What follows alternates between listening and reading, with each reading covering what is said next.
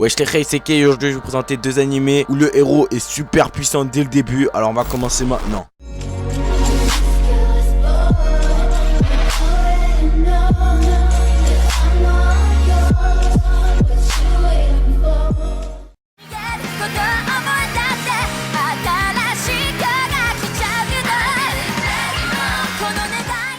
Alors le premier anime se nomme The Irregular at Magic High School. En tout cas moi je vais l'appeler Magic High School parce que bon le nom est un peu trop compliqué. Pour le copier-coller parce que bon j'avoue c'est compliqué à retenir. Je l'ai mis dans la description donc vous allez voir, vous le copiez-coller, vous tapez sur Google F1 VOSTFR voilà. Alors en gros ça nous parle d'un monde futuriste où on est en 2065 là où il y a la magie qui existe. Malheureusement les capacités à la magie sont génétiques. En gros tu peux pas devenir plus fort, c'est la base. Si tu nais fort ou tu n'es pas fort. Alors ça nous présente l'histoire de Tatsuya Shiba. Alors franchement lui il est monstrueux. Le héros principal, franchement, c'est une bête de charisme. C'est ça qui est bien dans l'animé, c'est qu'il a du charisme et qu'il est badass. Il baisse qui tu veux, vraiment. Alors, Tatsuya, il rejoint le lycée numéro 1 du Japon en magie avec sa sœur Shiba Miyuki. Alors, franchement, elle, c'est vraiment une grosse pétasse. Je l'aime pas, wallah, je l'aime pas du fond du cœur. C'est une connasse, elle baisse tout l'animé. Elle ne sert à rien. Elle sert juste à créer une relation d'inceste là pour les trois puceaux qui regardent l'animé, qui sont en fantasme sur leur reçu là.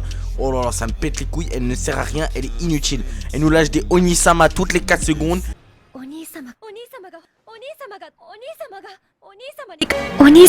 Elle chiale comme une pétasse et elle me fout les haines, elle est gaze. Mis à part ça, l'animé franchement est vraiment gueudin. Il y a des combats de fou. Le personnage, comme je vous ai dit, il a du charisme. Il pète le flow. C'est bon, comme vous avez entendu, c'est un school life aussi. Je sais que je présente que des school life, mais lui, il est pas comme les autres. Il est vraiment bien. En tout cas, comme l'a dit mon Khay Crotal là. Enfin bon, même si je sais qu'il a un pseudo de merde. C'est pas un code Geass, c'est pas un Death Note. Mais vas-y, baisse tes morts, regarde. Tu penses que tu vas kiffer. Bon, après, si t'oublies l'autre pétasse de Miyuki. Hein.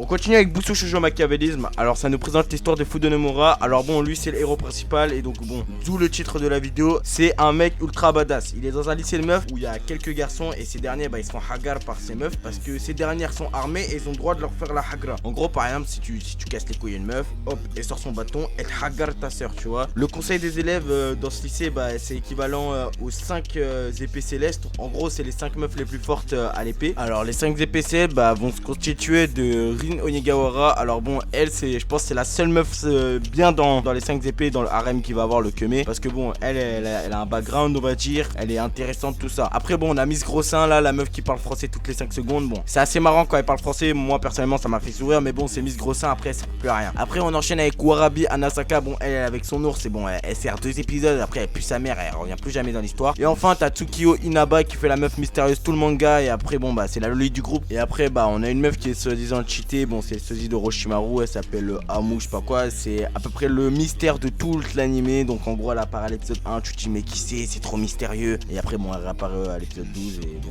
tu sais en fait elle est pas ouf quoi. Bon sinon moi je vous conseille vraiment d'aller regarder cet animé, il est mortel. Surtout le héros principal là, Fudonomura, il est mortel. Lui, il n'y a pas de chinoiserie avec lui. Il va pas passer par 4 chemins. S'il a envie de te dire, tu vois, il va pas galérer, il va pas faire le timide. C'est ça qui est bien, il hésite pas, il est sûr de lui. Donc, franchement, les combats sont ouf. Finalement, il y a une bonne ambiance dans l'animé. Donc, je vous conseille vraiment de le regarder. Et comme dit précédemment, c'est pas un Death Note et c'est pas un code Geass. Mais franchement, allez le regarder, il est vraiment lourd. Bon les Khay, j'espère que les animés que je vous ai présentés vous ont plu. En tout cas moi ces derniers ils m'ont grave fait kiffer. Surtout là le deuxième animé, il est mortel, il régale surtout. Et franchement regardez-le au moins juste pour l'opening. D'ailleurs je vais vous laisser avec ce dernier pour outro parce qu'il est mortel. Il est mortel, je vous jure.